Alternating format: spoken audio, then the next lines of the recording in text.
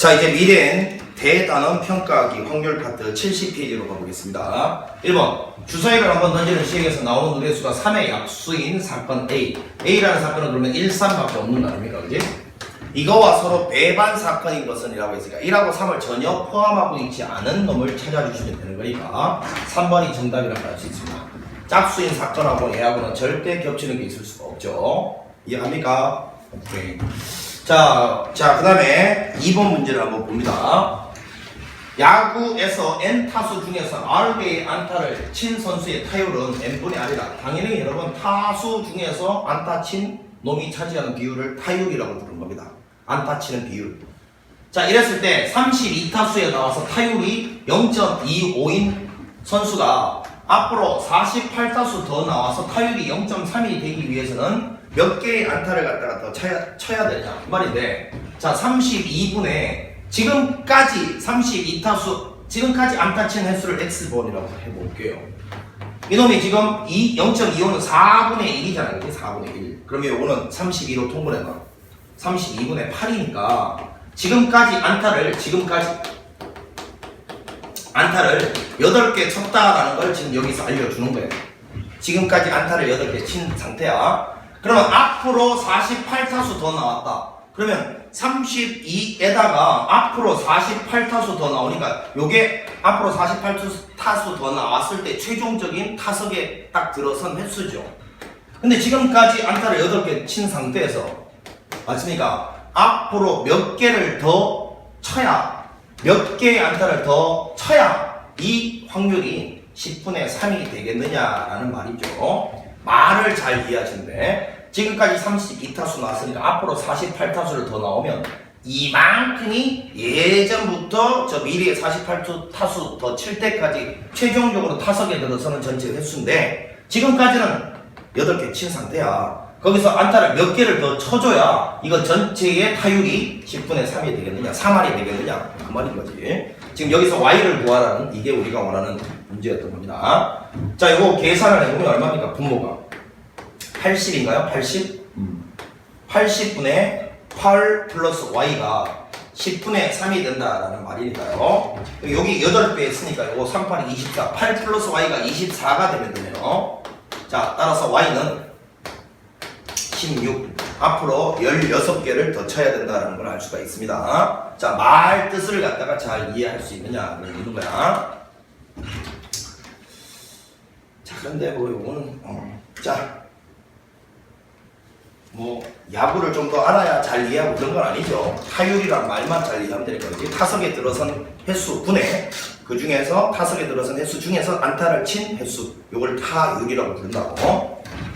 자, 3번 문제 보니까 4인승 카누 경기의 연습을 위해서 4명의 선수가 임의로 자리에 앉을 때 특정 두 선수가 카누의 양 끝에 앉을 확률. 자, A, B, C, D가 있는데 결국 여기를 하나, 둘, 셋, 넷 이거를 일렬로 나열할 때 4팩 중에서 그죠?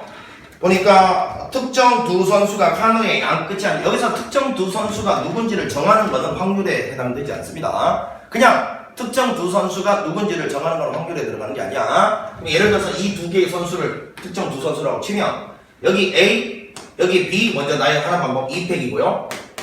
그 상태에서 CD를 여기다 나열하면 되니까 2팩토리얼 이렇게 되는 거죠, 여러분. 그러면 전체 24고요. 요거는 4니까요. 6분의 1이다. 이렇게 볼 수 있겠네. 정답은 2번이 되겠습니다.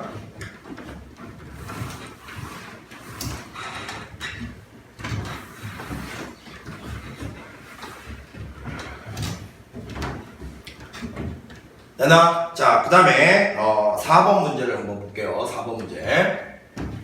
자, 1부터 5까지의 자연수가 각각 하나씩 적혀있는 5장의 카드 중에서 자, 1, 2, 3, 4, 5가 있네요.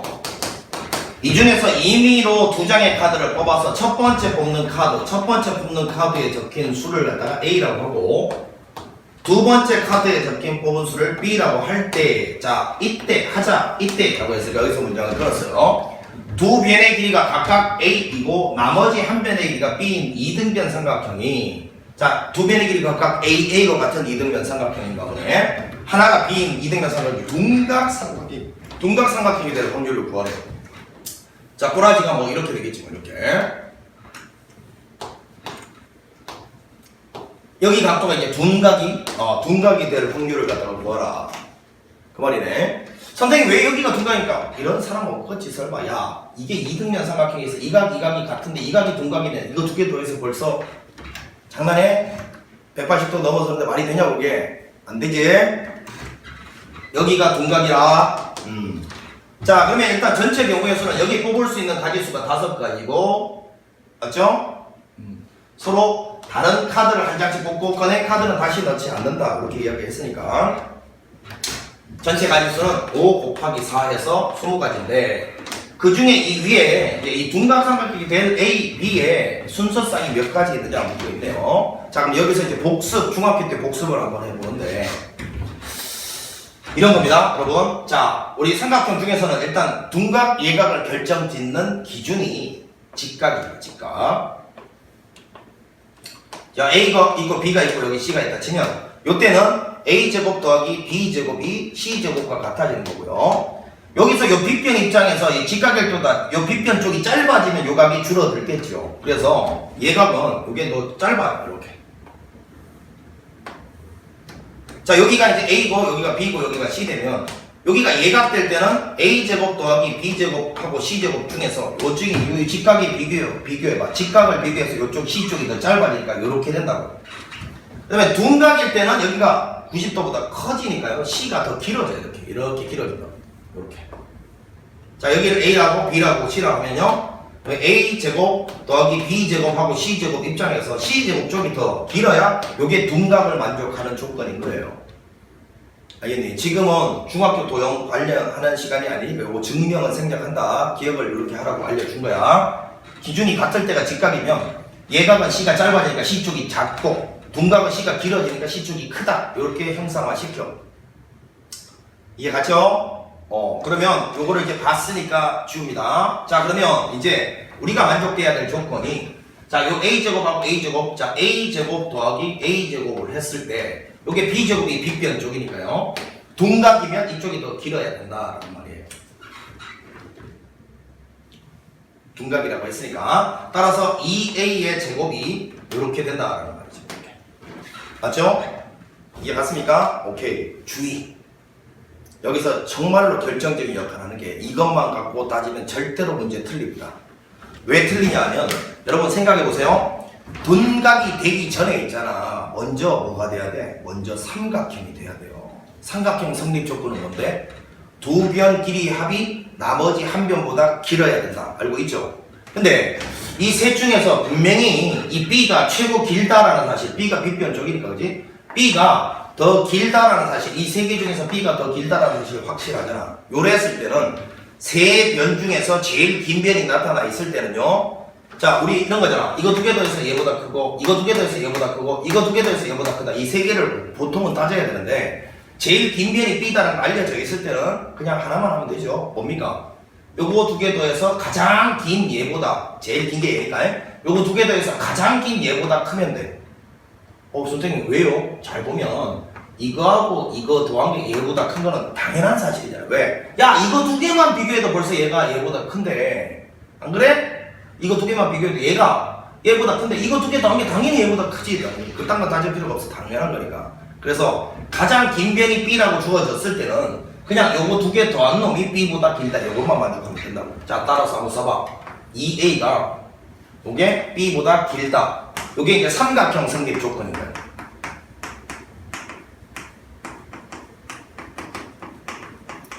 자, 그러니까 이거 두 개를 동시에 만족해야 삼각형이 되면서도 둔각 삼각형이 되는 거지.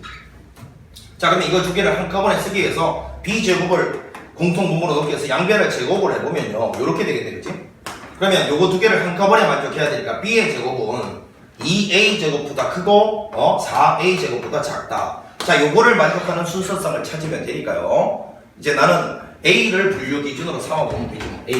A를 분류 기준으로 삼아. A가 1일 때랑 A가 2일 때랑 A가 3일 때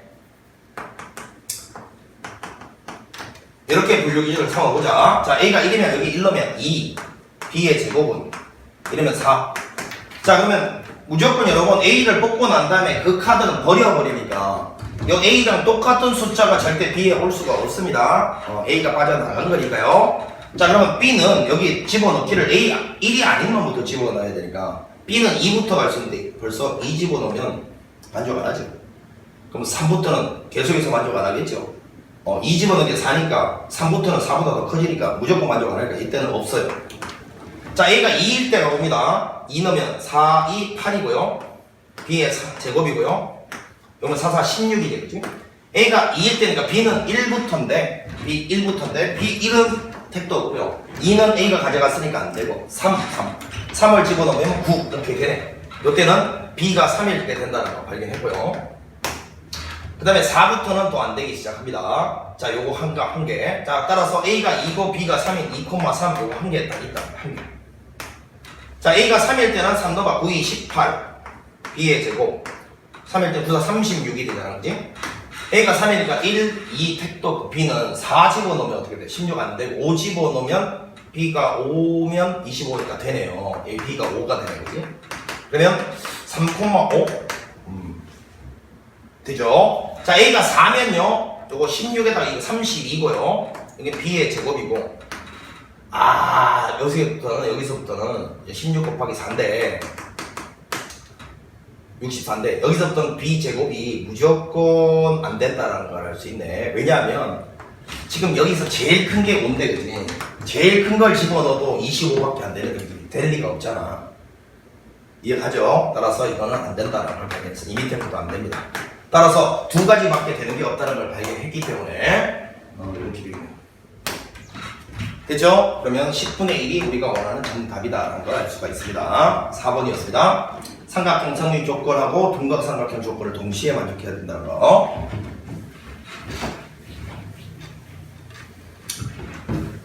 자, 그 다음에 5번. 자, 이 5번도 정말로 중요한 문제인 게 이게 수능 특강에 요거랑 완전히 유사한 문제가 그대로 나와 있고 선생님이 지금 설명하는 대로 수능 특강도 설명했어요. 조금 차이가 있습니다. 수능 특강에서는 서로 다른 두 개를 순서 있게 뽑으라는 거고 요거는 한꺼번에 뽑으라는 거라서 차이가 좀 있어요. 근데 풀이의 거대한 어떤 시각적으로 보면 좀 거시적인 시각적으로 보면 풀이가 거의 똑같습니다. 이제 자 보자. A, B, C의 공집합이 아닌 부분집합 중에서 자 원소 개수가 3개인데 선생님이 요 이야기부터 할게. 뭔가 부분집합 개수나 아니면 집합에 결정될 집합에 대한 순서상이 있다는 걸 물으면 있잖아. 부분집합 개수나 집합에 관련된 순서상 따위를 물으면 그거 무조건 벤 다이어그램을 결정하시면 돼요. 무슨 말이냐면 이런 거잖아. 자 봐. 예를 들어서 어떤 원소가 1, 2, 3, 4, 5가 있는 이런 집합 중에서 이 A의 부분집합이 요 안에 이렇게 속해 있는 집합을 말하는데 이 A의 부분집합인 X, 이 부분집합이야. 이 부분집합 개수가 우리는 2의 5제곱개 생긴다는 걸 알고 있었지. 그거 왜 그렇다 그랬니? 자, 1부터 5까지의 운명이 다 결정된다는 말이 무슨 말이야? 1은 여기 있고, 2는 여기 있고, 3은 여기 있고, 4는 여기 있고, 5는 여기 있다. 뭐 이런 거지, 그지? 그러면 1부터 5까지 운명이 다 결정되니까 뭐가 결정되니? 이 벤 다이어그램이 하나 결정되잖아. 따라서 첫 번째 기억 포인트. 벤 다이어그램을 결정한다는 말은 1부터 5까지의 운명을 결정한다는 말과 같아. 여기 안에 있는 원소 전부 다. 그러면 벤 다이어그램이 하나 결정되다 보니 X라는 부분집합이 1, 4다라는 게 하나 딱 결정되잖아. 벤 다이어그램 하나당 부분집합 하나야. 그래서 결론, 부분집합의 개수는 벤 다이어그램을 결정할 수 있는 방법의 개수랑 같아. 그러다 보니까 자 간다. 1이 갈 수 있는 데가 두 군데, 2가 갈 수 있는 데도 두 군데, 3도 두 군데, 4도 두 군데, 5도 두 군데 해서 결국은 벤 다이어그램 결정 방법이 2의 5제곱개고 32개고 그 각각에 대해서 부분집합이 하나씩 만들어질 거니까 부분집합 개수도 2의 5제곱개가 된다. 이렇게 설명을 했었단 말이야. 그래서 이런 따위에 뭔가 집합을 결정하는 순서상, 집합에 관한 순서상 결정은요 전부 벤 다이어그램의 결정 방법과 같습니다. 꼭 기억하셔야 돼. 자, 그럼 이제 문제를 한번 풀어보는데 공집합이 아닌이라고 했습니다. 그리고 진부분집합이 무슨 말인지도 알아야 되는데 이것도 한번 설명해보면 이런 거 있잖아요. A라는 원소가 1, 2, 3인 이런 집합이 있을 때 요거의 부분집합 딱 구하라 하면 제일 처음에 공집합부터 시작해서 1, 2, 3 그리고 제일 마지막에는 자기 자신까지. 이해갑니까? 이걸 다 부분집합이라고 부르는데 요때 요 부분집합, 요 놈의 부분집합 중에서 이 자기 자신을 이걸 뺀 나머지 7개를 진부분집합이라고 부르니까 여기서 진부분집합이 돼야 된다는 말은 뭔 말이냐면요. 이놈과 같은 집합이 돼서는 안 된다. 같은 집합이 돼서는 안 된다. 같은 집합이 되면 안 된다. 라는 말이야. 진부분집합이 돼야 된다는 말은. 되고 있습니까? 오케이. 자, 그러면 이제 문제를 풀어보겠습니다. A, B, C가 원소가 3개가 있네요. 저 원소 3개짜리 부분집합은 2의 3제곱개, 즉 8개가 나오잖아, 그치? 근데 그 8개 중에서 공집합이 아니라 했으니까 부분집합은 7개가 있을까, 7개. 그 7개 중에서 임의로 2개를 택할 때 여기서 문장 끊었어요. 그러면 7개 중에서 2개를 선택하는 방법이 전체 가지수인데, 자, 이제 문제에 올라갈 하나가 다른 하나의 진부분집합이 된다. 이 상황을 벤 다이어그램으로 해결을 하겠다는 거야. 자, 보니까 A가 A, B, C인데 이놈의 부분집합 중 2개 중에서 하나가 하나의 진부분집합이 된다는 거는 뭐 요런 식으로 된다는 거지. 즉 여기 동그라미하고 여기 바깥쪽에 있는 요놈하고 하나가 하나를 포함하는 부분집합 관계인데 절대 2개가 똑같은 집합이 되면 안 된대. 진부분집합이 돼. 그리고 공집합이 돼서도 안 된대. 그러면 이러한 벤 다이어그램을 결정하는 방법이 그러한 부분집합의 개수겠지 그냥. 자, 그러면 가본다. A가 갈 수 있는 데가 한 군데, 두 군데, 세 군데. B가 갈 수 있는 데도 한 군데, 두 군데, 세 군데. C가 갈 수 있는 데도 한 군데, 두 군데, 세 군데니까 전체 3의 세제곱개가 나오는데 문제는 이 3의 세제곱개 안에 문제 조건에 맞지 않는 놈들이 들어가 있단 말이야. 그게 뭐냐면 자, 여기를 1번이라고 선택하고요. 여기를 2번이라고 해보겠습니다. 2번은 이 도너츠 모양의 부분을 말하는 거야. 그러면 여기 빼줘야 될 게 뭐냐면 자, 잘 봐. 1번이 공집합이 되거나 혹은 2번이 공집합이 되는 경우 요 경우 빼줘야 돼. 자, 왜 그러냐? 1번이 공집합 돼버리면 요 1번 집합 자체가 공집합이면 안 된다고 여기 나와있기 때문에 그래요. 공집합이 아닌 집합 중에서 2개 뽑았으니까 1번 자체가 공집합 되는 경우는 안 돼. 근데 1번 자체가 공집합 되는 경우도 이 안에는 다 들어가 있거든.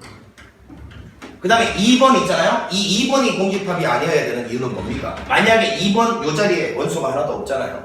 그러면 요 안에 있는 요 동그라미 친 요 조그만 거랑 요 커다란 거 있잖아? 요게 같은 집합 돼버려. 같은 집합.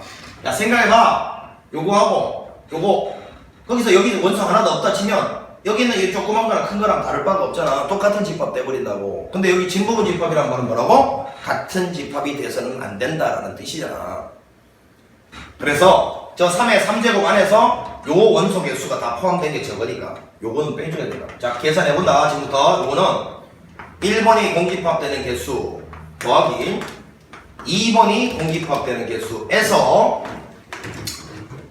1번이 공집합되고 그리고 2번이 공집합되는 개수를 빼면 되죠. 합집합 개수니까요. 5화는 합집합이니까요. 합집합이야. 그러면 1번이 공집합 되는 경우부터 가보자. 여기 쳐다봐. 여기 안에 원소가 하나도 못 들어온대. 그러면 자, A가 갈 수 있는 데가 여기 아니면 여기 2군데, B도 여기 아니면 여기 2군데, C도 여기 아니면 여기 2군데니까 2의 3제곱해. 이번에는 2번이 공집합이다. 자, 여기 도너츠 부분에 원소가 하나도 못 들어온대. 그러면 A가 갈 수 있는 데도 안쪽 제일 바깥쪽 2군데, B도 2군데, C도 2군데니까 2의 3제곱이고요.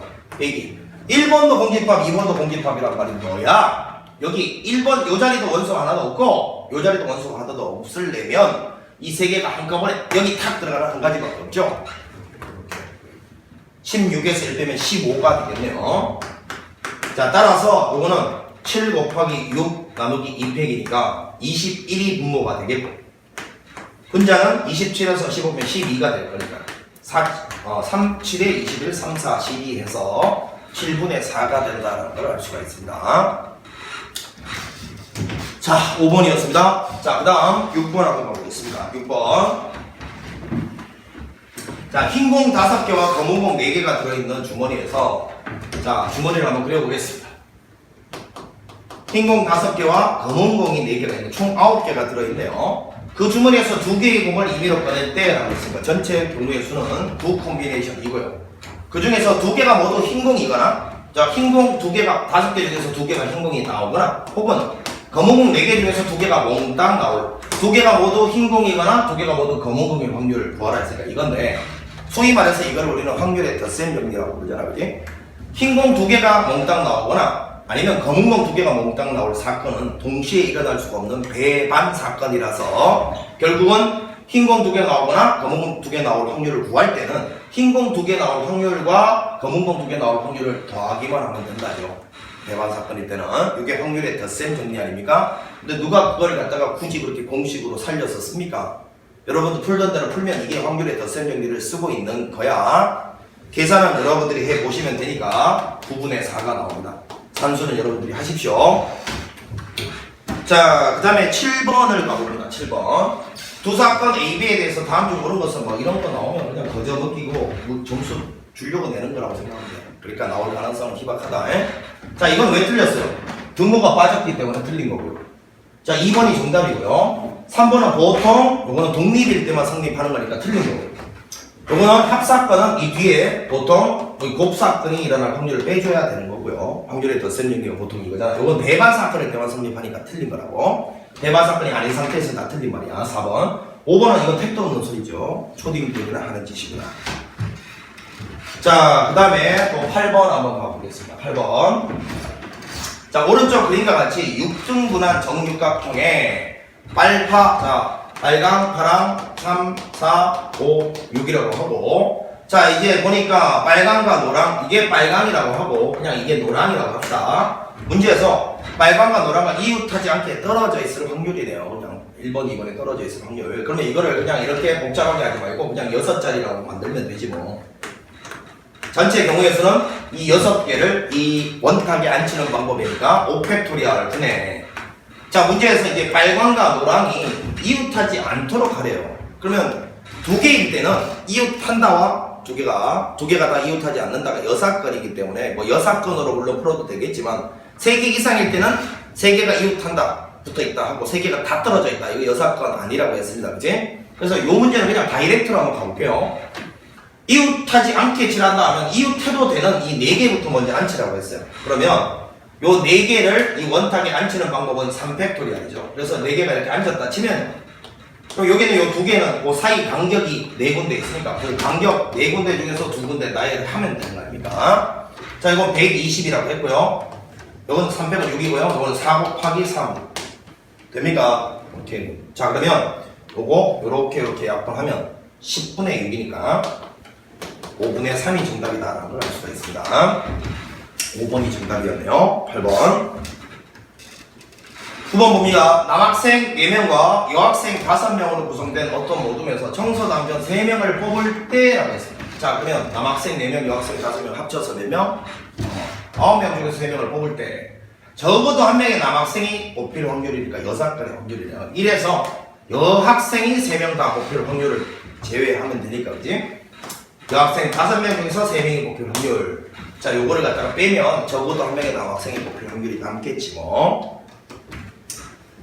자, 요거 뭐 계산은 뭐 여러분들이 해줄 수 있다고 보고 답은 42분의 37이 나옵니다.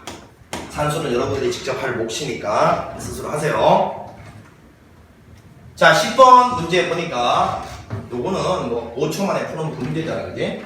자, 문제에서 보니까 경주를 가고 싶다고 한 회원을 전체로 보라니 여기가. 여기 표가 어디 갔어? 젠장. 여기 경주가 있고 여기 담양이 있네요. 여기 남자가 있고 여기 여자가 있습니다. 여기 16, 6, 여기는 8, 10 이렇게 돼 있고요. 문제에서 뭐라고 했냐면 경주를 가고 싶다고 한 회원이 전체로 봐야 될 사람이 됩니다. 전체 인원이 아니고 경주 가고 싶은 인원이 전체로 봐야 될 인원이니까 뭔가 축소된 느낌이 들죠. 조건부 확률입니다. 그거 2개 더한 걸 전체로 보래요. 그럼 24분의 그중 여자일 확률 8이 차지하는 비율. 그러면 답은 3분의 1이 되는 거지 뭐. 3분의 1. 자, 봅시다. 1등 당첨 대비가 1등 당첨 대비가 1개가 있고요. 1개. 그럼 2등 당첨 대비가 2개가 있습니다. 그러면 꽝이 총 꽝이 지금 몇 개가 있냐면 이게 3개니까 7개가 있죠. 왜? 총 10개의 제비라고 했으니까요. 자, 이때 이민호 뽑은 2개의 제비 중 1개가 당첨 제비일 때라고 했습니다. 그 제비가 1등 당첨 제비일 확률을 갖다가 구하시오. 자, 두 개의 제비 중에서 한 개가 당첨 제비일 때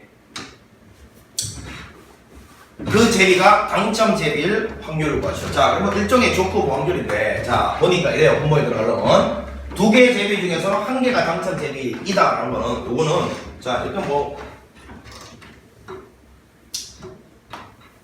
첫 번째 경우는, 자, 1등 당첨 제비 하나라. 방 하나가 나올 수 있거든요. 하나.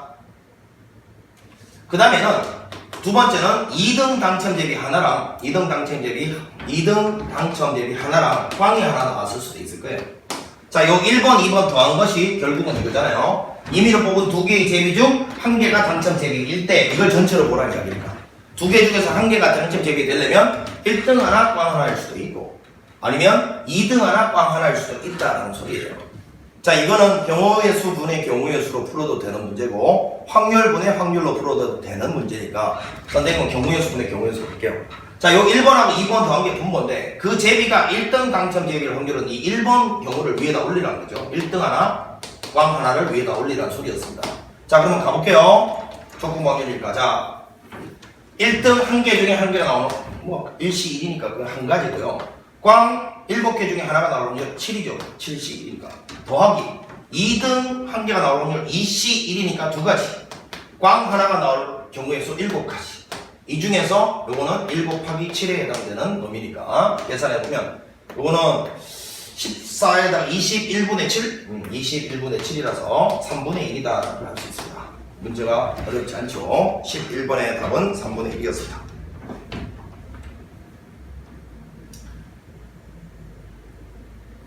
자, 이거 이해하죠? 물론 확률분의 확률로 계산해도 됩니다. 그런데 어차피 이 분모에 뭐 예를 들어서 전체 10개 중에서 뭐 2개를 뽑을 때 10시 이런 것들은 다 날라갈 거니까 분자에 있는 경우의 수 가지고서만 해결을 해도 된다라는 거 이해하시면 돼. 자, 말만 잘 이해하면 되죠? 2개가 뽑히는데 그 중에서 하나가 당첨 제비라는 말은 일단 1등 하나, 꽝 하나일 수도 있고, 혹은 2등 하나, 꽝 하나 뽑힐 수도 있는데, 그 2개가 사실은 당첨 제비 하나가 뽑힐 확률인 거죠. 그 중에서 1등 하나, 꽝 하나가 뽑혔을 확률이 이 둘 중에서 1번이 차지하는 확률이 얼마냐? 소위 말해서 IU, 차수건 중에서 IU가 차지하는 비중, 이렇게 내가 설명을 했었죠. 그 문제에 해당됩니다. 되나? 자, 이렇게 풀면 되고 11번이었고요. 12번 한번 가보겠습니다. 자, 이 12번과 같은 문제는 조건부 확률 문제를 반드시 선생님이 벤 다이어그램을 활용하라고 했습니다. 자, 보니까 전체 S가 이렇게 돼 있고요. A라는 사건, 요거 B라는 사건이 있는데 확률을 써놓읍시다. 0.5, 0.6이래요. 자, 이거는 뭐 친절하게도 여기가 주어졌는데 사실은 이 벤 다이어그램 쓸 때 제일 중요한 부분이 어디라고요? 여기요. 여기가 없으면 여기부터 분명히 찾아야 됩니다. 이거 뭐 대놓고 좋네요. 0.2라고. 여기는 그럼 0.3이고요. 여기는 0.4일 것이고요. 요거 다 더하면 0.5니까 여기 바깥쪽부터 0.1이라는 것까지 할 수가 있죠. 자, 답 씁시다. B가 아닌 놈을 전체로 보라 했는데, 자, 이 중에서 B가 어디냐면 요거죠. 요거. 그럼 여기가 B니까 B가 아닌 놈은 얘하고 얘를 더한 게 B가 아닌 놈, 요거를 전체로 보래요. 야, 이거 두 개 더한 게 0.4잖아. 그걸 전체로 보고 그 중에서 B가 아닌 놈 중에서 A가 아닌 놈이 누구냐고. 야, 이거하고 이거 중에서 A가 아닌 놈은 얘 아닙니까? 0.1. 이렇게 해서 답은 4분의 1이다. 이렇게 5초 만에 풀 수 있는 문제가 된다. 절대 어렵지 않습니다. 자, 13번 요것도요. 자, 13번 한번 보면 요것도 소수령 대비해서 선생님이 일단은 그냥 객관식 대비해서 있잖아. 객관식에서는 어떻게 풀고 소수령에서는 어떻게 푼다를 한번 연습해 볼게요. 왜 이 문제 소수령 나올 가능성이 높아. 그럼 일단 보자. 어느 지역에서 장마철 날씨를 조사한 결과 비가 온 다음 날 비가 올 확률. 자, 이렇게 쓸게. 이게 비가 왔다야. 비가 온 다음 날 비가 올 확률. 그냥 나만 알아먹을 수 있으면 객관식은 충분하잖아, 그지? 그러니까 실제 모의고사나 내신 객관식 볼 때는 이렇게 풀어. 비가 온 다음 날 비가 올 확률 0.6이래. 그러면 비가 온 다음 날 비가 안 올 확률이요. 요거는 0.4라고 표현하면 되고요. 비가 오지 않은 날 다음 날에 비가 올 확률, 요게 0.3이면 비가 오지 않은 다음 날 안 올 확률은 0.7이다. 이렇게 딱 써놓을 수 있죠. 이 상태에서 수요일날 비가 왔대요. 그때 금요일에도 여기 수, 목, 여기 금요일에도 비가 올 확률을 갖다가 계산하시래요. 자, 수요일날 비가 왔을 때 그 주 금요일에도 비가 올 확률을 갖다가 계산하시래. 자, 그러면 요거 두 개는 일단 결정된 게 중간에 얘가 이제 문제잖아. 자, 그러면 수, 금 이렇게 딱 결정이 된 상태에서 여기는 요 목요일 날은 뭐라고? 안 올 수도 있고 올 수도 있으니까 이렇게 두 가지로 분류할 수가 있고요. 맞습니까? 그러면 요 경우의 확률, 자, 요 밑으로 좀 쓸게. 요거는 비가 온 다음날 비가 안 왔으니까 뭡니까? 비가 온 다음날 비가 안 왔으니까 0.4가 되겠고요. 요거는 비가 안 왔다. 그 다음에 비가 오니까 비가 안 왔다는 가정에서 그 다음날 비가 올 확률이니까 0.3이지. 이건 비가 온 다음날 비가 왔을 확률이니까 0.6이요. 이것도 비가 온 다음날 비가 왔을 확률이니까 0.6 이렇게 계산하면 된다고.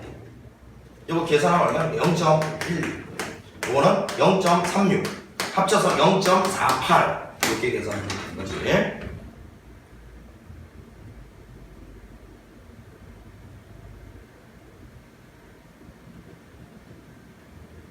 됐나?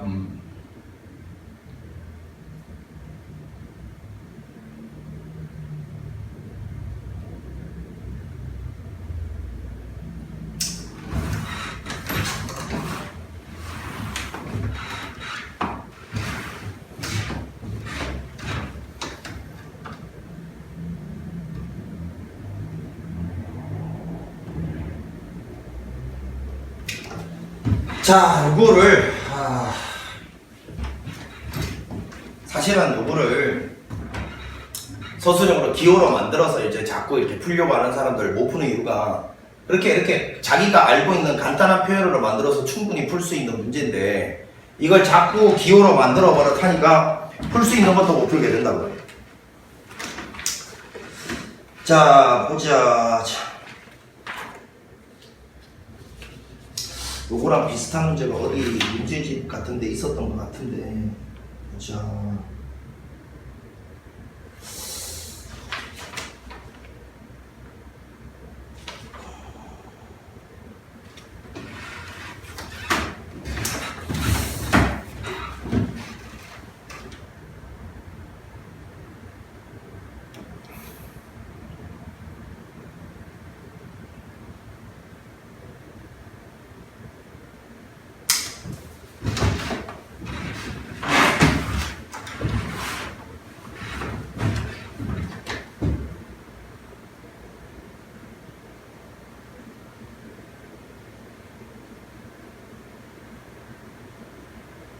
자, 그냥 13번 문제는 기호로 만들지 않겠습니다. 오히려 기호로 만들면 더 혼란에 빠질 것 같아서 이렇게 하고 말게요, 그냥.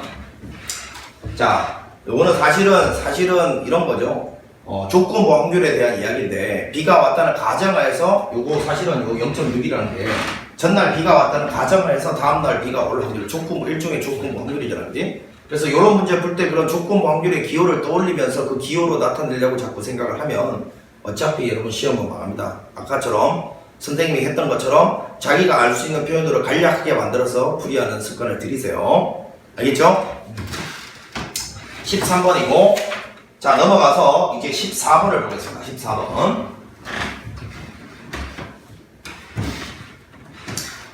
자, 14번을 보면 한 개의 주사위를 두 번 던질 때 나오는 누레수를 각각 A, B라고 했을 때 이게 홀근을 가질 때 A가 홀수일 확률을 갖다가 구하시오. 아하. 그러면 자, 봅시다. 이거는 36분의 일단 전체 주사위는 36분의 뭐. 자, 문제에서 이게 홀근을 가진다는 건 판별식 D가 이거보다 작다니까요. B의 제곱 마이너스 4AC 요게 뭐보다 작다. 자, A의 제곱이 4B보다 이렇게 된다. 자, 이런 건데 이게 36이 아니네. 큰일 날 뻔했다. 그죠? 보니까 허근을 가질 때 여기서 문장을 끊었어야 되네.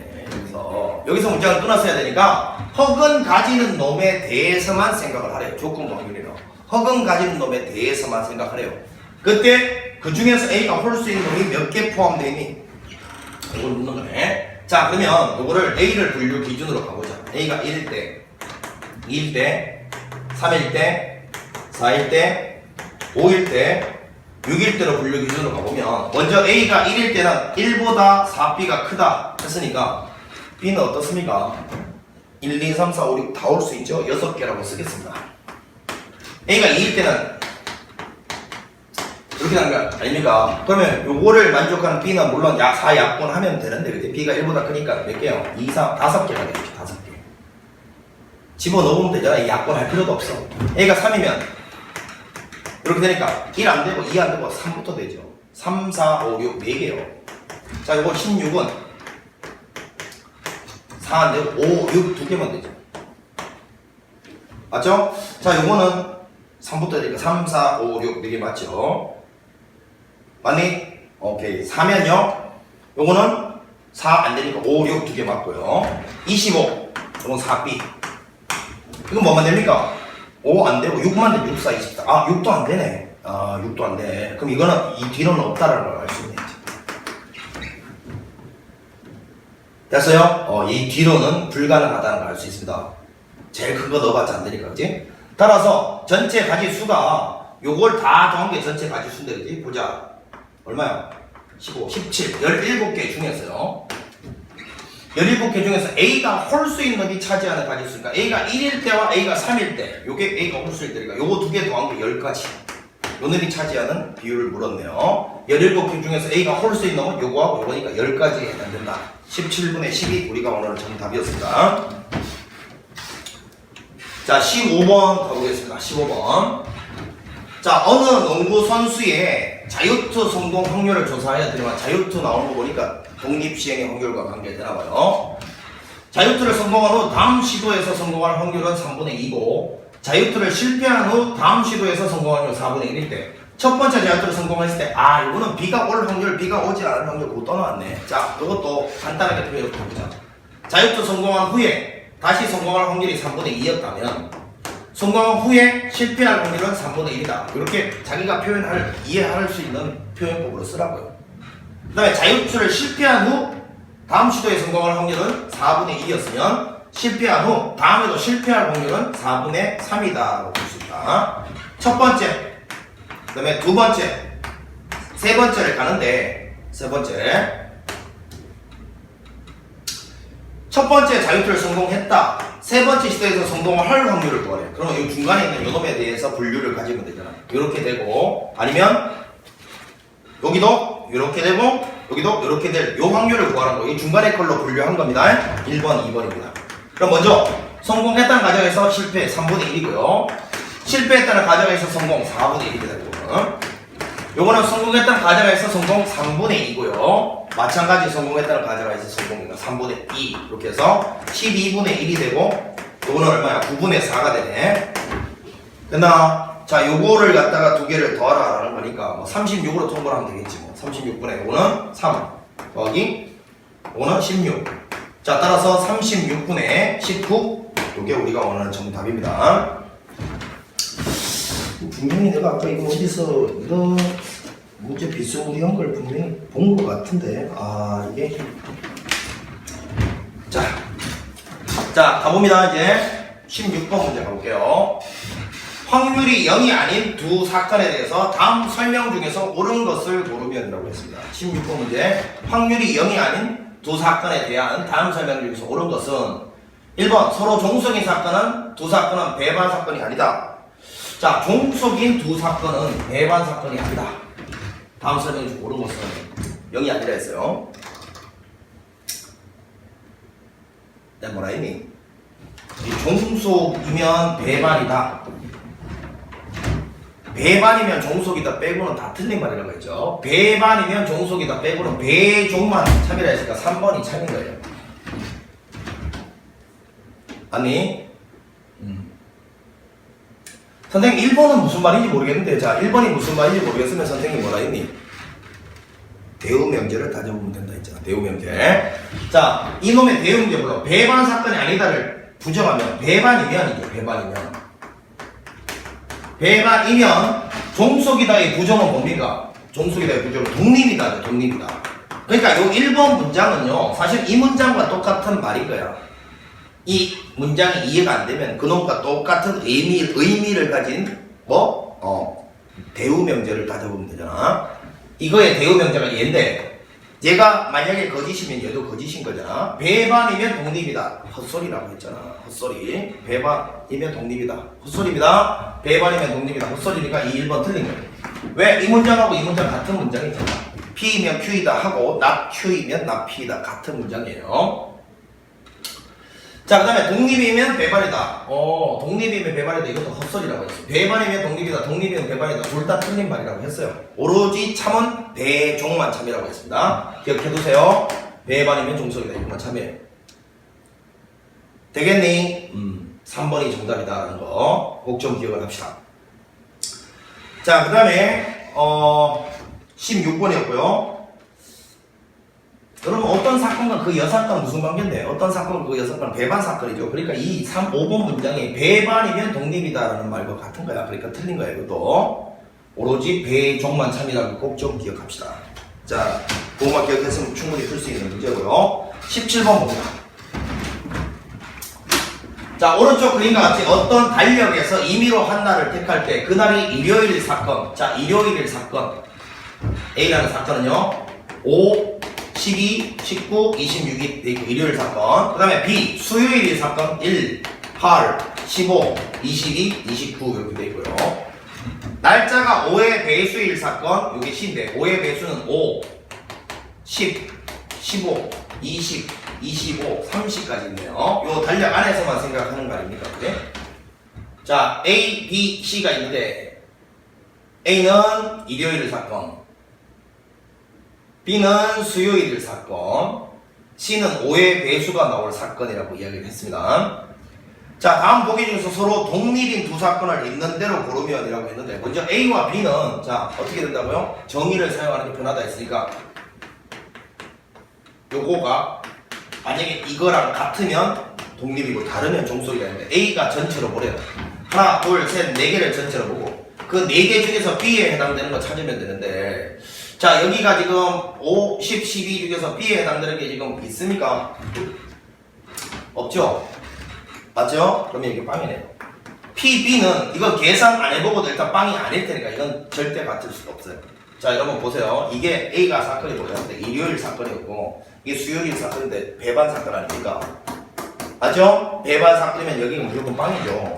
그럼 오른쪽은 빵이 아닐 테니까 같을 수가 없어요. 이해갑니까? 그러면 배반이면 종속이다 이죠. 배반이면 종속이다. 따라서 종속입니다.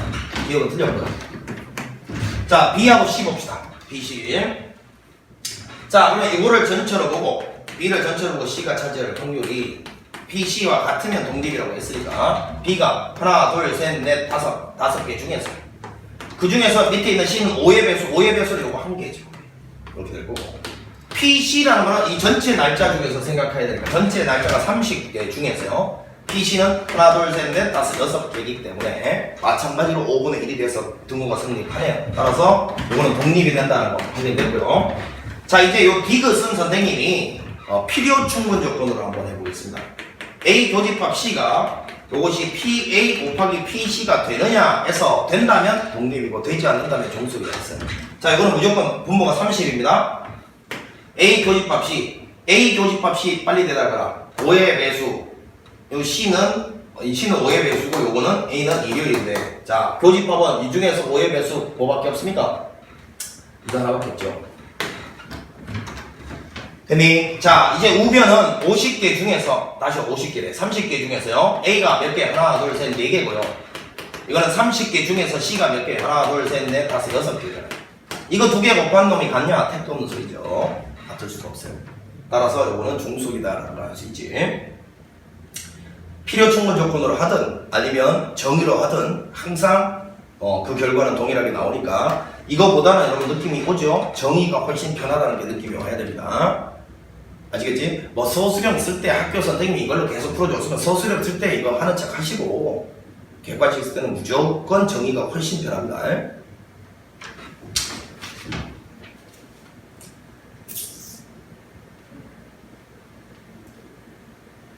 자, 그 다음에 18번 또 가봅니다. 18번. 서로 독립의 사건 A, B에 대하여 A, B 중 적어도 한 사건이 일어날 확률. 자, 뭡니까? A 또는 B. 여러분 사실은 이 밑줄 친 이 문장 있잖아요. 이 문장 읽고서 이 문장이 이다라는 걸 모르는 학생들 정말 많습니다. 여러분 A, B 중 적어도 하나가 일어난다가 바로 이 합사건을 말하는 거예요. 알겠니? A만 일어나거나 아니면 B만 일어나거나 둘 다 일어나거나 그게 합집합 아니야. 그러니까 이 밑줄 친 문장이 이 합사건이라는 걸 모르는 애들 정말 많아. 그 학생들의 경종을 올리고자 이렇게 표현한 거겠죠. 이렇게 주려고 하다가 그지? 자 그럼 이거는 덧셈 정리가 PA 더하기 PB-의 PA 교집합 B인데 독립일 때는 요 부분을 PA 곱하기 PB로 계산하면 된다네. 독립이래. 따라서 계산해보면 4분의 1 더하기 5분의 2 빼기 이거 두 개 곱하면 얼마입니까? 이거 두 개 곱하면 10분의 1인가요? 이렇게 계산하면 된다. 계산해봅니다. 20으로 통분을 하지 뭐. 자, 요거는 5 플러스 요거는 4 빼기 2 해서 20분의 아마 7 20분의 7이 우리가 원하는 정답을 잠깐만 A, B 중 저보다 한 싹당 일어나는 4분의 1, 5분의 2 자, 이거 두 개 더하면 얼마야? 20분의 아이고 멍청아 씨 맞죠? 20분의 5 8 거기서 이거는 2 이렇게 빼야지. 자, 20분의 얼마? 11 이렇게 되겠네요. 20분의 11. 선생님 오늘 강의를 많이 찍다 보니까 오늘도 지금 엄청 강의를 오래 찍고 있습니다. 지금도 11시 반이네요. 밤 좀 있으면 12시가 다 돼가는데 그러다 보니까 집중력이 살짝 떨어지고 있습니다. 하여튼 정신을 바짝 차려볼게. 자, 18번이고요. 19번 한번 가보겠습니다. 19번.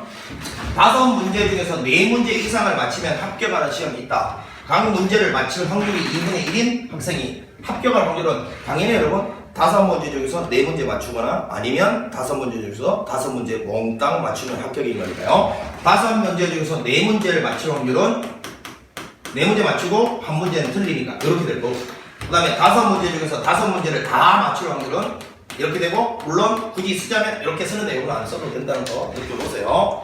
자, 요거 두 개를 더한 놈이 바로 합격할 확률이니까 요거는 보니까 분모가 2분의 1에 5제곱 그러니까 32분의 요거는 분자가 5가 되고요. 요거는 마찬가지로 32분의 1이 되니까 32분의 6 계산하면 16분의 3 이렇게 되네요. 자, 19번이었고요. 자, 그 다음에 이제 몇 문제 안 남았네. 3문제 남았으니까 정신 바짝 한번 차려보지. 자, 20번 문제 별표 치십시오. 20번. 자, 이런 문제가 이제 시험에 나올 가능성이 높죠. 별표 쳐. 자, 오른쪽 그림과 같이 직육면체 8개의 꼭지점 중에서 임의로 서로 다른 3개의 점을 선택할 때라고 했어요. 그 중에 2개의 점이 같은 모서리 꼭지점일 확률을 구하라. 자, 이런 말 나오면 있잖아. 말이 무슨 말인지를 이해하는 게 중요하다. 그지? 일단 8개의 꼭지점 중에서 3개를 선택한다 했어요. 그럼 일단은 여러분 3개를 선택할 때마다 삼각형이 되죠. 그러면 일단 이 8개 점 중에서 3점 선택해서 만들 수 있는 삼각형 전체 가지수 중에서 2개의 꼭지점이 같은 모서리니까 무슨 소리야? 예를 들어서 이렇게 삼각형을 선택했다 쳐봐. 그러면 요렇게 2개가 같은 모서리 위에 있고 요렇게 2개가 같은 모서리에 있으니까 결국은 2개의 점이 같은 모서리에 있다는 말이 이 삼각형 입장에서 이 직육면체랑 변을 공유한다 이 말과 같죠. 변을 공유한다. 이 변을 공유하면 이 변 위에 모서리가 2개가 이렇게 같이 놓이잖아요. 그러니까 결국은 삼각형을 만들 때 그 삼각형 중에서 여기 있는 이 정육면체랑 직육면체네요. 직육면체랑 변을 공유하는 삼각형이 몇 개나 있니? 이걸 묻는 거야. 변을 공유하는 삼각형. 그럼 선생님 변을 공유하지 않는 놈도 있나요? 당연하죠. 여러분 예를 들어서 이렇게 자 예를 들어서 대각선 방향으로 뭐 이렇게 그럼 이 대각선 방향으로 가면 변을 전혀 공유하지 않잖아요. 그죠? 맞죠? 그러면 여러분 눈치를 챘죠? 이거 여사건으로 갈 수도 있는데 자 이거는 선생님이 충분히 문제가 이렇게 만들어질 수 있으니까 이렇게 가볼게. 2개의 점이 같은 모서리에 놓인다. 예를 들어서 2개의 점이 같은 모서리에 놓인다라는 말이 아까 삼각형을 이렇게 그리면 이 변을 2개 공유해도 요 2개의 모서리 같은 변에 놓인 거 맞죠? 요 두 개의 모서리 같은 변에 놓인 건 맞으니까 두 개의 점이 같은 모서리에 놓인다는 말이 삼각형 입장에서 이 직육면처럼 변을 공유하면 된다는 거예요. 근데 잘 생각해보면 저 삼각형 입장에서 변을 공유할 때 두 변을 공유할 수도 있고 한 변을 공유할 수도 있잖아. 말하자면 두 변을 공유하는 게 요 흰색 경우라면 요거를 1번 경우라고 할게. 2번 경우는 요렇게 자 요렇게 된 상황을 잘 봐봐. 요렇게 된 상황을 요 2번에 있어서의 삼각형은 요 세 개의 변 중에서 요 당연히 요 한 변만을 공유하는 거잖아, 그지? 그러면 1번 경우하고 2번 경우로 분류를 해서 풀겠다는 거야. 자, 다시 이 말의 의미를 잘 이해해. 8개 중에서 3개를 점을 선택하면 무조건 삼각형이 생기잖아. 삼각형이 생기는데 그 중에서 그 삼각형 중에서 두 개의 점이 같은 모서리에 놓인다는 말이 그 삼각형의 변 중에서 이 직육면체랑 어떤 한 변을 공유한다는 말이고 아니면 두 변을 공유한다는 말이야. 자, 이 노란색이 한 변을 공유할 때고 한 변을 공유하면 이 두 점은 분명히 두 개의 점은 같은 모서리에 놓이잖아. 그 다음 하얀색은 변 두 개를 공유한대, 그지? 변 두 개를 공유해도 요렇게 한 변에 놓이고 요렇게 한 변에 놓이니까 두 개의 점이 같은 모서리에 놓이는 거 맞아? 이게 됩니까? 이해가야 돼? 두 개의 점이 같은 모서리에 놓일. 자, 이거 두 개의 점 같은 모서리에 놓여 있잖아요. 그 다음에 이거 두 개의 점도 같은 모서리에 놓여 있고요. 따라서 이 문제를 어떻게 푼다고? 삼각형 개수를 구하는 문제인데 이 직육면체랑 변을 공유하기만 하면 그 공유된 변에서는 그 모서리 같은 모서리에 꼭지점 두 개가 놓이는 거야. 변을 공유하게 되면. 이해가지? 자, 그래서 전체 가지수는 8 콤비네이션 3 이게 전체 가지수인데 이 위에 들어가는 경우를 1번 경우, 2번 경우로 쪼개서 풀겠다는 거야. 1번 경우는 두 변을 공유하는 삼각형, 그 다음에 2번 경우는 한 변을 공유하는 삼각형이라고 보겠다. 자, 이게 충분히 여러분 변형돼서 이렇게 나올 수 있거든. 선생님 지금 이야기한 것처럼 삼각형을 선택할 때 8개 중에서 3개를 쓴 삼각형을 그릴 때 이 직육면체와 한 변 공유하는 삼각형의 확률 아니면 두 변을 공유하는 삼각형의 확률 이런 걸 따로따로 물어볼 가능성이 있다고. 그걸 대비해서 다이렉트로 먼저 한번 가보겠다고요. 다이렉트로. 자, 그럼 두 변을 공유한다는 말이 자, 이 경우죠. 이 경우. 잘 보세요. 이 경우. 지금 선생님이 그려놓은 이 경우. 이 경우가 이변을 공유하니까 이 둘 입장에서도 같은 모서리 위에 두 개의 점이 놓이는 거고요. 이 둘 입장에서도 같은 모서리 위에 두 개의 점이 놓여있는 거잖아, 그지? 이해갑니까? 그러면 이런 삼각형이 몇 개 있는지가 바로 이 1번의 이야기인데, 자, 저 삼각형이 몇 개 있는지는 여기는 이 면을 기준으로 삼으라. 요 면에서 이런 삼각형 몇 개를 선택할 수가 있니? 자, 요게 헷갈릴 때는 내가 질문을 한번 던져볼게. 1대1 대응 개념이라는 걸 이렇게 써야 돼. 이 지금 삼각형에서 가장 특이한 놈이 어디니? 특이한 놈이 요 놈이잖아. 요 직각 하나당 저 삼각형 한 개를 잡을 수 있다는 걸 잘 생각해봐. 그러면 이 직각이 네 군데가 그려지잖아, 그지? 이렇게 네 군데가. 그러면 이게 네 군데 그려진다는 말이 요런 하얀색 삼각형을 네 군데 잡을 수 있다. 그 소리 아니야. 무슨 소리냐면 요 직각 그러면 요렇게 잡았다는 소리가 되는 거야. 직각 하나당 삼각형 하나가 생긴다는 걸 이해하죠? 그러면 이 윗면, 면 하나당 4개가 생긴다. 4개씩 생기는데 면은 다시 몇 면이야? 6면이죠. 6면. 그래서 24개가 생긴다. 두 변 공유하는 삼각형은 24개를 그릴 수 있다는 거예요. 알겠죠? 두 개의 점이 같은 모서리에 놓인다는 말이 변을 공유한다는 말이라는 걸 이해하면 된다고. 자, 그 다음에 요번에는 밑에 한 변을 공유하는 거 가보면 말 그대로 얘는 요 한 변, 요 놈만 공유돼야 된다. 요 놈을 공유하려면 나머지 한 놈은 어디에 그릴 수밖에 없는지를 잘 생각해봐. 나머지 한 놈은 여기 아니면 여기 뒤. 자, 요렇게 그려야지만 요 변만 공유되고 나머지 변들은 절대 직육면체랑 공유가 안 된다는 걸 알 수 있죠. 그럼 요거는 요 변 하나당 2개가 생깁니다. 다시 변 하나당 2개가 생겨요. 그러면 직육면체는 주로 변이 몇 개가 있는데 위쪽에 4개, 아래쪽에 4개, 세로로 4개. 그래서 12개가 있잖아요. 24가지가 됩니다. 따라서 요거 2개를 더해서 48가지. 이게 우리가 원하는 정답이고 계산해보면요. 8, 7, 6 나누기 3팩이 6 날라가고요. 8, 7에 56분의 48.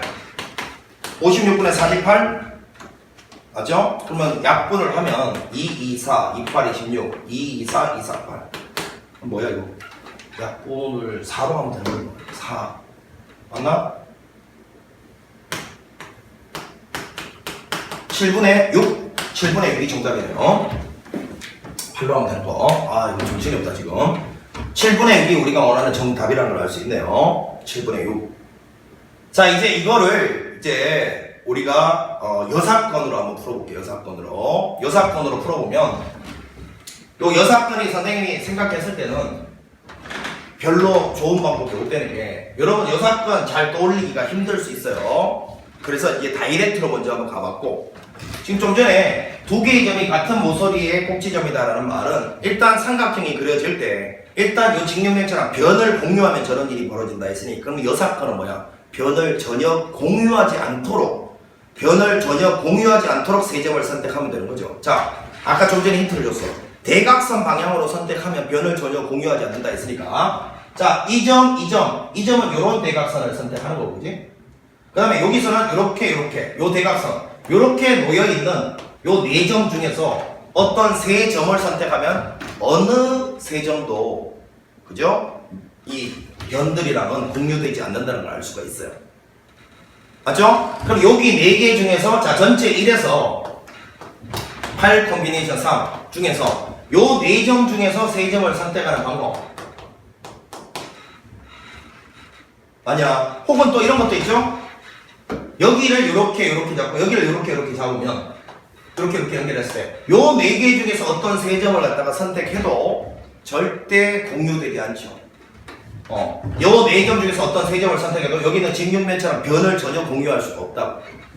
그렇게 해서 이것도 사시상 되겠니? 총 8개의 점을 4개씩으로 분류해서 여사건을 갖다가 구한 거야.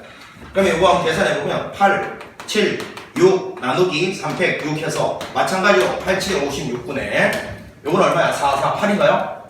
1에서 56분의 8을 갖다가 빼면 되니까, 그지? 이거는 8, 7에 56, 8이랑 8, 7분의 6이 된다는 걸 볼 수가 있습니다.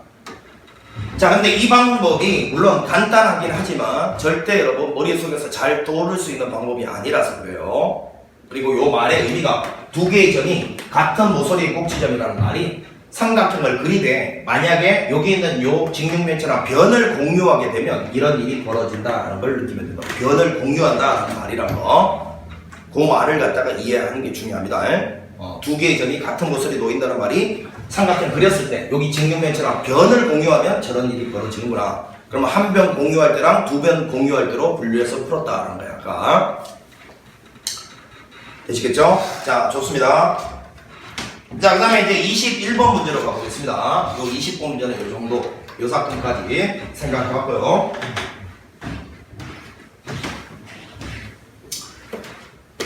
자, 보니까 5번의 경기 중에 3번을 먼저 5판 3선승전에 최종 우승한 체스대회 결승에서 A, B 두 사람이 비추는 A가 첫 번째, 자, 1, 2, 3, 4, 5. A가 첫 번째 이겼을 때 A가 최종 우승할 확률은, A가 일단 첫 번째 이겼다는 이 사실은 여러분 이미 벌어진 사실이니까 확률적으로 계산하시면 안 돼. 얘가 이겼다는 건 이미 벌어졌을 거야. 그러니까 확률적으로 계산하시면 안 된다고. 이때 A가 최종 우승하는 5판 3선승제니까 결국은 여러분 3승을 거두면 이긴다라는 걸 까먹으면 안 돼. 그러면 최대한 빠르게 경기 끝날 경우부터 생각해보면 세 판째, 내리 두 판 이겨서 세 판째 경기가 끝날 수 있고요. 맞죠? 그 다음에 두 번째, 네 판째 경기가 끝날 수도 있고, 세 번째 가장 쫄깃쫄깃한 아주 가슴이 졸이는 그런 경기를 했다면, 막 그냥 시소 경기 막 했다면, 다섯 판째 최종적인 판 가서 경기가 끝날 수도 있겠죠. 선생님이 항상 이렇게 딱 해놓고 또 세 판째 경기가 끝난다는 말은 뭐냐면 이런 거야. 세 판째 A가 승리하면서 끝나야 된다. 그러면 그 직전에 바로 A 이겼어야 되죠. 즉 세 판째 끝내려면 그냥 내리 두 번을 이기는 수밖에 없다는 거, 그지? 이해가죠? 세 판째 경기가 끝나려면 지금 1승을 거둔 상태니까 내리 두 판 이겨서 3승을 만드는 수밖에 없어요. 그러면 이길 확률이 얼마라고? 3분의 2니까 3분의 2의 제곱이 됩니다. 자, 이제 네 판째 경기가 끝나려면 자, 요렇게 상황을 결정하는, 네 판째는 무조건 A가 이기면서 끝나야 돼. 그러면 지금 현재 얘가 3승째가 돼야 되는데 지금 현재 1승을 거뒀잖아. 그럼 그 직전 두 판에서는 어떻게 돼야 돼? 한 판 이기고 한 판 진 상태에서 이해가죠? 한 판 이기고 한 판 진 상태에서 2승이 된 상태에서 마지막에 3승을 달성하면서 끝나야 된다고. 자, 그럼 요만큼은 두 번 중에서 한 번 이기고 한 번은 진 상태에서 마지막에 요때 이기면서 3승을 달성해야 돼. 되시겠죠? 자, 이제 마지막으로 5번째 경기가 끝난다는 말은 뭔 말이냐? 5번째 A가 딱 이기면서 3승을 달성해야 되니까요. 그럼 이 앞에 3판 중에서는 한 판만 이기고 2판을 진 상태가 되겠죠. 자, 3판 중에서 한 판을 이기고 2판을 진 상태에서 그 상태에서 마지막에 요때 A가 이기면서 정확하게 3승째를 달성해야 된다. 그 말이야. 되겠니? 도중에 뭔가 경기가 하다가 끊어지면 항상 3판째 가장 빨리 끝날 수 있는 게 3판째 끝날 수도 있고 4판째 끝날 수도 있고 5판째 끝날 수도 있겠죠. 이게 가장 시소 경기였던 거죠. 이렇게 분류를 해서 반드시 풀어야 됩니다. 알겠지? 분류를 해서 반드시 풀어야 돼. 공정심해야 된다. 자, 요거를 이제 계산을 하시면 되니까 요거는 뭐 계산해보면 9분의 4고 그 다음에 조심해야 될 거 첫 번째 A가 경기를 이겼다라는 건 이미 일어난 사실이니까 요거는 확률에 계산해주면 안 돼. 이미 일어난 사실은 확률적으로 관심이 없어. 계산해주면 안 된다. 자, 요거 계산해보자. 분모가 27이고요. 분자는 보니까 2 곱하기 2 곱하기 2니까 8인가요? 요거는 분모가 얼마야? 3에 4제곱 81이고요. 분자는 3 곱하기 2 곱하기 2 그러면 12? 이렇게 되겠네. 자, 이렇게 되니까요. 결국은 요건 약분하면 3, 2, 6, 3, 7, 21, 3, 4, 27분의 4니까 하나? 27을 통분해? 27분의 요거는 3, 4, 12 9분의 4니까요. 계산 좀 똑바로 쓰자. 요거는 8 요거는 4 그럼 27분의 요거는 24가 되나요? 그러면 9분의 8? 9분의 8이 정답이네. 자, 이 문제 정말로 중요합니다. 21번 문제도 별표 빡세게 돌리세요. 21번 문제 시험에 100% 나올 수 있습니다. 반드시 준비하세요. 자, 그 다음에 이제 22번 문제를 이제 마지막으로 수업을 마쳐보도록 하겠습니다. 22번 문제 보니까 자, 한 개의 주사위를 2번 던질 때에 답이었습니다. 한 개의 주사위를 2번 던질 때 첫 번째 나오는 눈의 수가 4의 배수인 사건을 A. 자, 그 다음에 두 개의 주사위에서 나오는 눈의 수의 합이 K인 사건을 BK. 자, 이 두 사건 A, B가 서로 독립일 때 다음 물음에 답하시오. 있네. K는 5 이상의 자유수라고 했고요. 자, 두 사건 A와 BK가 일어날 확률을 각각 구하시오 했고 1의 결과를 이용하여 K의 값을 갖다가 구하시오. 자, 먼저 여러분 자, 두 개의 주사위 던진다 했으니까 순서상을 쓴다 하더라도 선생님이 자, 표를 한번 그려보라 했어요. 두 개의 주사위를 동시에 던진다 했으니까 이거 뭐 A라고 B라고 하자. 1, 2, 3, 4, 5, 6이고요. 이것도 1, 2, 3, 4, 5, 6이겠지 뭐.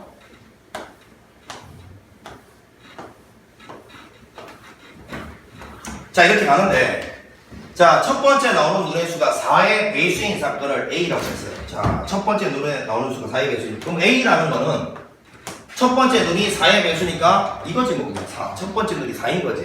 그러면 여기 한번 써볼까? 4,1, 4,2, 4,3, 4,4, 4,5, 4,6. 자, 이렇게 해서 A라는 사건이 딱 계산이 됐어요. 이렇게. 됩니까? 자, 이제 두 개의 주사위에서 나오는 눈의 수의 합이 K, BK는 일단 두 개의 주사위 나는 눈의 수의 합이 K로 일정한 사건을 BK라고 하는데 K가 얼마인지를 모르니까 그지? 자, 이랬을 때 진짜 이게 중요한 단어가 나오는데 A와 B는 서로 독립이다라는 말을 통해서요. 지금 우리가 1번 문제가 요게 일어날 확률과 요게 일어날 확률을 구하라는데 자, A가 일어날 확률은 1번 문제 가볼게. A가 일어날 확률은 당연히 여러분 36개 중에서 6개니까 6분의 1입니다. 그러면 이 BK가 일어날 확률 이거를 지금 어떻게 구하냐 이 말이야. K가 얼마인지를 모르는데 하여튼 K는 일정한 어떤 수일 거야, 그지? 그러니까 이 말의 의미가 합이 어떤 K가 정해지면 일정하다면 합이 일정해. 합이 일정한 사건을 BK라고 했는데, 아하, 이거 두 개가 독립이라는 사건이 나한테 주어졌잖아. 그걸 이용해서 BK를 구해보라 소리네, 그지? 자, 그러면 독립의 요번에는 필요 충분 조건으로 한번 가볼게. 정의를 쓰는 게 더 편하긴 한데, 필요 충분 조건. 자, 이거죠. 필요 충분 조건 해보고 정의도 해보지 뭐. 자, 요거 교집합 BK. 요거는 PA 곱하기 P의 BK다. 요게 이제 필요 충분 조건 맞죠? 자, 그러면 잘 생각해봐. 도상관 잘 생각해보면, 봐봐. 요거를 이해 돕기에서 선생님 벤 다이어그램을 한번 그려보면, A라는 사건이 있고, 여기 BK라는 사건이 있는데, 자, 이 A라는 사건은 전부 첫 출발이 4로 시작하는 놈이지, 그게? 첫 출발이 4로 시작하는 놈이 A라는 사건이고, B라는 사건은 하여튼 간에 주사위 나오는 눈의 수의 합이 K로 일정하대요. 자, 그러면 내가 질문 한번 던져보자. 그럼 여기 들어가려면 도대체 뭡니까? 얘는 첫 출발이 4인 놈이고, 얘는 그 주사위 눈 두 개 합친 게 항상 K로 일정해야 된대. 그러면 여기 들어가려면 잘 생각해보면, 첫 출발은 4로 출발해야 될 것이고, 맞죠? 왜냐하면 이거 두 개 교집합이니까 얘가 첫 출발이 4인 놈들만 있잖아요. 그리고 이거하고 이거 두 개 합친 놈은 무조건 얼마로 일정이라고? K로 일정해야 돼. K로 일정. 따라서 여기는 무조건 4 빼기 K 이렇게 되는 요 순서상 딱 하나만 여기 들어갈 수 있어. 요 순서상 딱 하나만. 알겠니? K가 지금 여러분 문자로 되어 있지만 저게 일단 정해지면 K는 어떤 숫자 하나로 딱 정해지는 거네. 5, 6, 7 이렇게 딱 하나로 정해지는 거잖아. 그럼 생각을 해봐. 만약 K가 6이었다 치면, 야, 제일 처음에 4로 시작하면서 합쳐서 6 되는 경우는 4,2밖에 더 있냐고. 4,2밖에 없어. 그러니까 요 자리에 들어가려면 처음에 4로 시작하면서 앞뒤 더해서 K가 되는 요 순서 딱 한 개만 여기 들어갈 수 있다. 한 개. 됐네. 그러면 여기 있는 요 놈 확률은 36분의 요거 한 개. 1이고요. 자, 요거는 아까 6분의 1이었고요. 자, 요거는 6분의 요놈 원소 개수가, 요거 원소 개수가, 요 안에 있는 원소 개수가 몇 개인지 모르지만 X개라고 더 보자. 되겠니? 그러면 요놈 원소 개수가 X개면 요렇게 된다는 말이잖아요, 여러분. 요렇게. 되고 있죠? 요게 원소 개수가 몇 개인지 모르지만, 아이고, 멈추니. 미안. 자, 요거 요렇게, 요거는 36분의 1이었고요. 요거는 36분의 6이었고요. 그래서 6분의 1이 된 거고, 그지? 그 다음에 얘는 36분의 전체 개수가 36개 중에서 여기 X개가 들어간다 했으니까 X가 될 거다. 요렇게 될 수밖에 없다라는 거야. 맞죠? 요 자리에 들어가려면 요거 딱 하나밖에 없다는 것만 눈치채면 이 문제는 끝나는 거야. 다시. 여기 있는 요놈이 일어날 확률은 36개 중에서 요거 하나에 36분의 1이고요. PA라는 건 아까 6분의 1이라고 구해놨고, PBK라는 건 요 안에 있는 원소 개수가 X개, 뭔지 몇 개인지 모르니까 X개라고 두면 결국은 36분의 X가 될 수밖에 없잖아요. 근데 이거 두 개가 같은 것이 바로 독립이기 때문에, 그지? 요 X가 사실은 6개다라는 걸 발견한 거예요. 됐습니까? 그럼 X가 6개면, P에 BK가 일어날 확률은 36분의 6이니까 6분의 1이다 해서 여기까지가 1번 정답인 거죠. 여기까지가 1번 정답.